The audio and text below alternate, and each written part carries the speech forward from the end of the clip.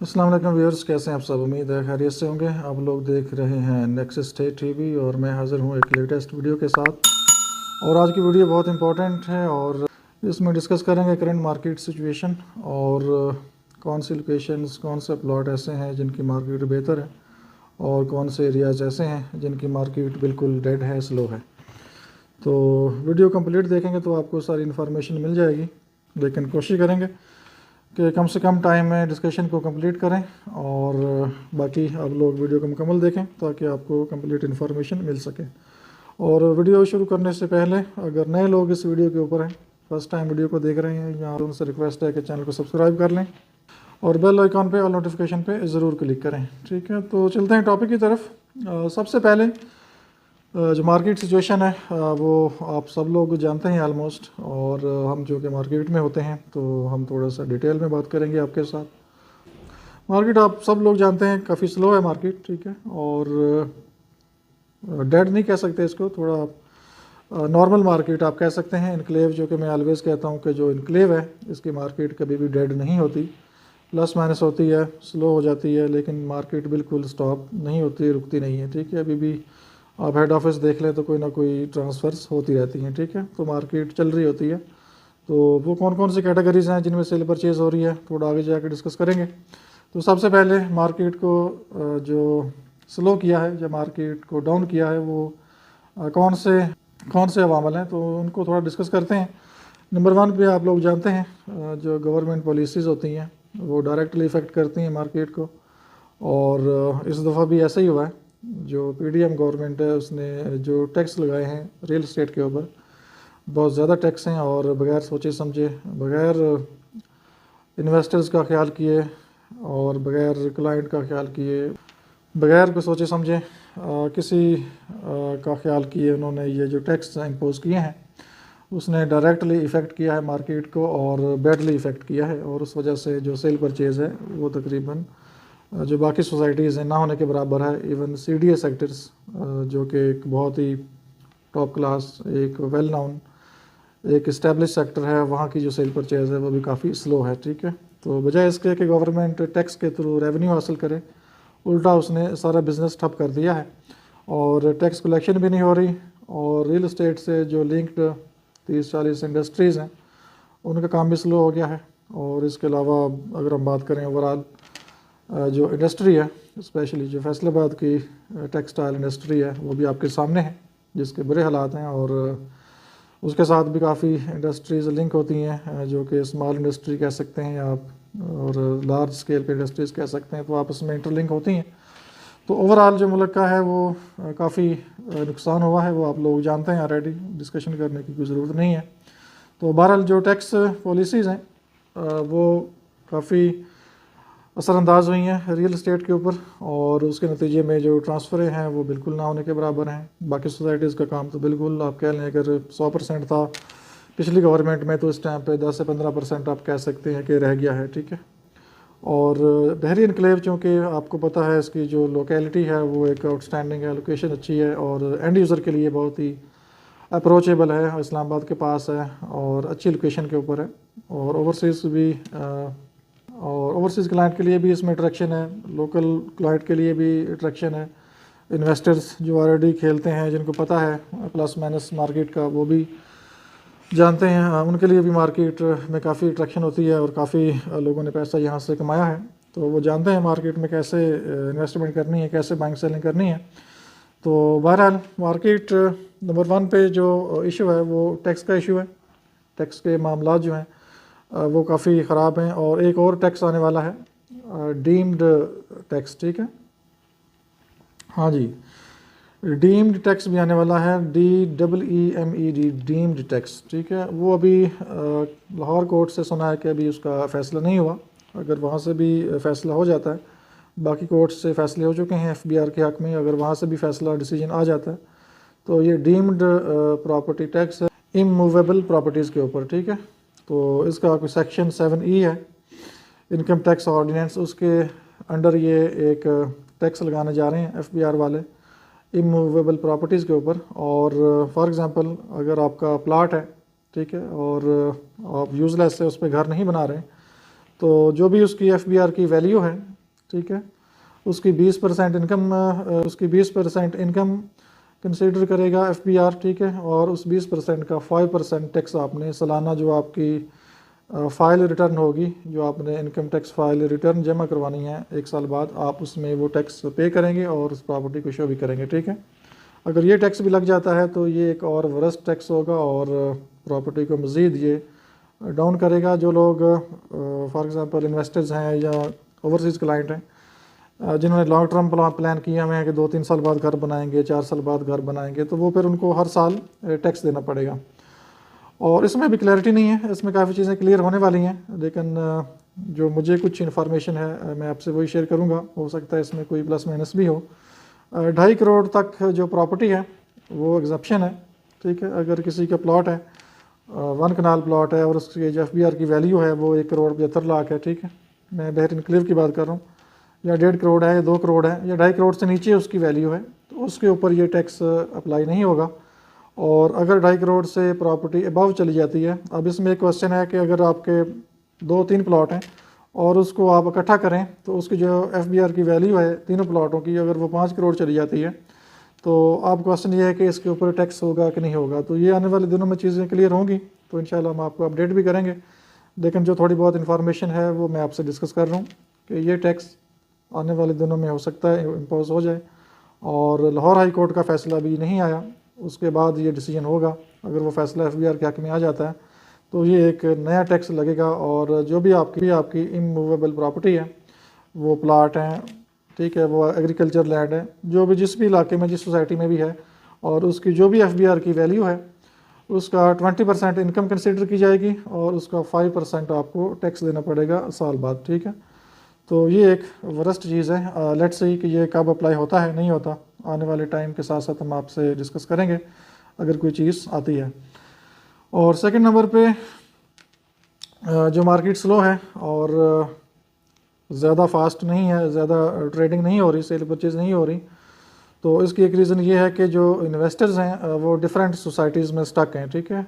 जिस किसी ने प्लॉट्स लिए थे, इन्वेस्टमेंट्स की थी, और यही सोचते सोचते देखते देखते वो मार्केटें मज़ीद डाउन होती गई, प्राइसेस गिरती गई, और हालात ये हैं कि वो लोग अगर सेल करने का सोचते हैं तो जो प्राइसेस हैं वो काफ़ी डाउन है और उनको समझ नहीं आ रही कि यहाँ से अगर हम सेल आउट करें और लॉस करें तो फिर आगे किस जगह पे हम इन्वेस्टमेंट करें। और एक वर्स्ट चीज़ ये है कि जब मार्केट स्लो होती है, डाउन होती है, और मुल्क में एक अनसर्टेनिटी होती है, तो क्लाइंट भी अवेलेबल नहीं होते और बायर भी अवेलेबल नहीं होते, ठीक है।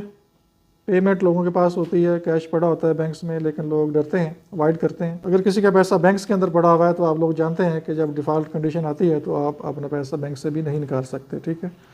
इसलिए अगर प्रॉपरली और डीपली वॉच करते रहें, अगर खुदा न खास्ता कोई ऐसी सिचुएशन बनती है तो अपने जो भी आप बैंक में कैश या जो पेमेंट्स हैं वो अपने जो सॉलिड गुड्स हैं, सॉलिड चीज़ें हैं, उनमें इन्वेस्टमेंट करें ताकि आपकी जो चीज़ें हैं वो कम से कम मार्केट में हों। आप उसको कल को अगर सेल आउट करना चाहें और किसी के पास कैश अवेलेबल हो तो वो उसको बाई कर सके और आप अपनी ज़रूरत भी पूरी कर सकें, ठीक है। जैसे फॉर एग्ज़ाम्पल गाड़ी आप लोग ले सकते हैं, खड़ी कर सकते हैं शोरूम में, इस तरह से गोल्ड है वो आप ले सकते हैं, ठीक है।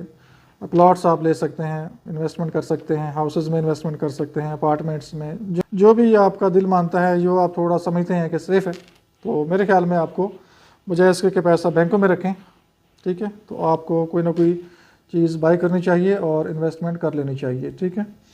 और डिफरेंट सोसाइटीज़ में इन्वेस्टर्स स्टक हैं इस टाइम पे और उनकी पेमेंट्स रिलीज़ नहीं हो रही, और वो लोग भी जो इन्वेस्टमेंट करते थे, रोटेशंस करते थे, मसलन DHA में प्लॉट लिया, बहरिया में लिया, गुलबर्ग में लिया, ठीक है, CDA में लिया।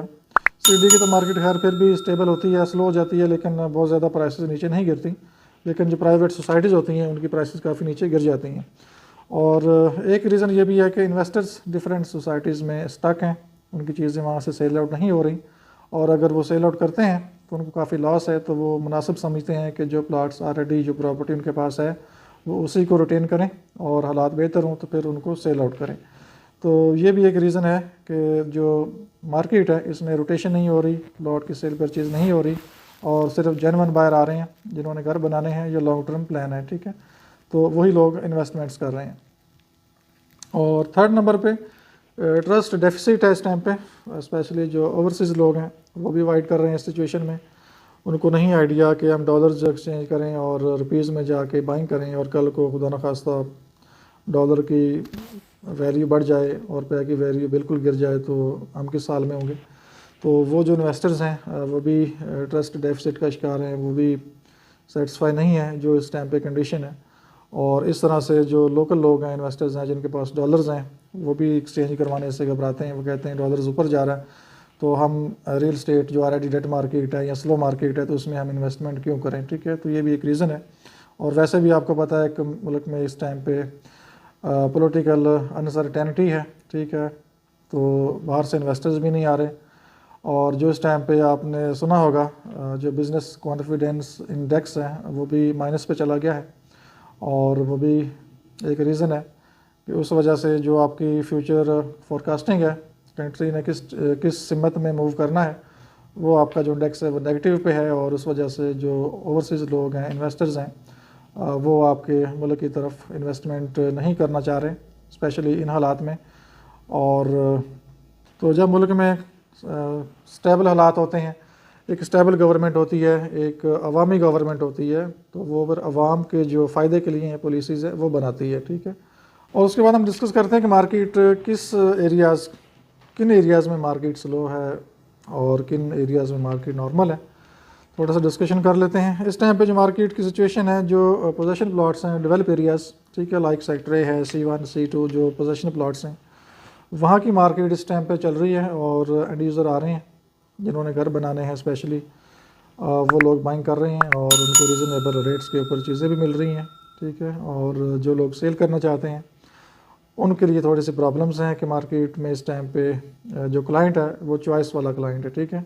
उनको पता है मार्केट स्लो है और वो चूज़ी चीज़ें जो हैं, सिलेक्शन वाली चीज़ें वो बाइंग कर रहे हैं जो कि अच्छी लोकेशंस के ऊपर हैं, अच्छे सेक्टर्स में हैं, तो वहाँ पे ट्रेडिंग हो रही है।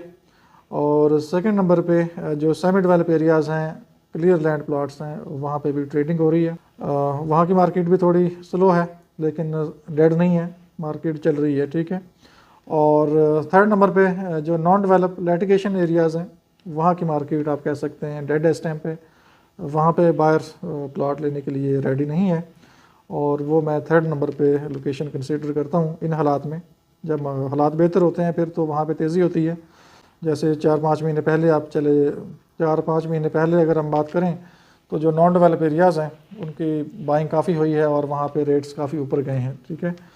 और ये ओवरऑल सिचुएशन है करंट मार्केट की। और अगर मैं इसको एनालाइज़ करूँ नेक्स्ट 2-3 मंथ्स, तो मुझे नहीं लगता कि बहुत तेज़ी आने वाली है मार्केट में। इवन के मुल्क में ऐसी कोई अफरा तफरी नहीं है इस टाइम पे, लेकिन एक अनसर्टेनिटी है, एक मुल्क में अजीब सिचुएशन है, बिजनेसेस नहीं है, इंडस्ट्रीज़ बंद हो रही हैं, ठीक है, ट्रस्ट डेफिसिट है, बिज़नेस जो कॉन्फिडेंस इंडेक्स है वो आपका माइनस पे है। और हालात ओवरऑल इकॉनमी के अच्छे नहीं हैं, लेकिन फिर भी जिन लोगों की रिक्वायरमेंट है, डिमांड है, वो लोग आ रहे हैं। लेकिन जो इन्वेस्टर हैं, बिजनेसमैन हैं, वो रुक रहे हैं, वो थोड़ा सा वेट कर रहे हैं कि कुछ हालात में बेहतरी आए तो वो बाइंग की तरफ जाएं। लेकिन मेरा अपना आइडिया है कि जब तक इलेक्शन नहीं होते तो ये मार्केट इसी तरह बिहेव करेगी और बहर इनकलेव स्पेशली एक नॉर्मल हालात जो भी हैं इसी तरह चलेगा। और आफ्टर इलेक्शन अगर गवर्नमेंट चेंज होती है तो फिर मार्केट में तेज़ी आने के चांसेस हैं। अगर गवर्नमेंट यही रहती है, यही पॉलिसीज़ रहती हैं, तो रियल इस्टेट मार्केट में तेज़ी नहीं आने वाली, ठीक है। तो आई डोंट नो कि ये गवर्नमेंट का इंटरेस्ट रियल इस्टेट में क्यों नहीं है।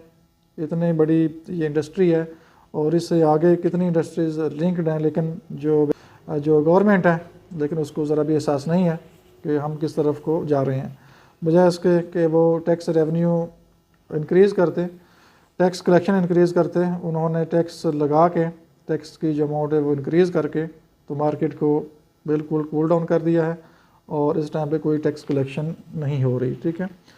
तो दुआ करनी चाहिए कि मुल्क के लिए बेहतरी हो और जो भी गवर्नमेंट आए वो मुल्क का सोचे, बिज़नेस का सोचे, इकॉनमी का सोचे, ठीक है, इंडस्ट्री का सोचे, लोगों का सोचे। तो कोशिश करनी चाहिए और दुआ करनी चाहिए कि मुल्क के हालात बेहतर हों और एक अच्छी गवर्नमेंट बने जो कि नेशन फ्रेंडली पॉलिसीज़ बनाए और मार्केट को बूस्ट करे और इंडस्ट्री को बूस्ट करे, इकॉनमी को बूस्ट करे। जैसा कि आपके सामने पिछले 2 साल गुजरे हैं, 2020-21 में मुल्क किस तरफ को जा रहा था और इस टाइम पे मुल्क की क्या कंडीशन है। तो डेफिनेटली इसका शायद किसी को एहसास नहीं है। एहसास सिर्फ उसको होता है जिसने पाकिस्तान में रहना है और यहीं काम करना है, ठीक है। और जिन लोगों ने आउट ऑफ कंट्री फ्लाई कर जाना है उन लोगों को कोई एहसास नहीं है कि ये मुल्क किस तरफ जा रहा है। वो बस अपने केसेस और अपने जो मामलात हैं उनमें लगे हुए हैं और बाकी उनको कोई फ़िक्र नहीं है। तो अल्लाह करे मुल्क के लिए बेहतरी हो। तो ये एक छोटी सी वीडियो मार्केट सिचुएशन के हवाले से थी। होपफुली कुछ ना कुछ इन्फॉर्मेशन आपको मिली होगी। अपना बहुत सा ख्याल रखिए, हमें इजाज़त दीजिए। अल्लाह हाफिज़।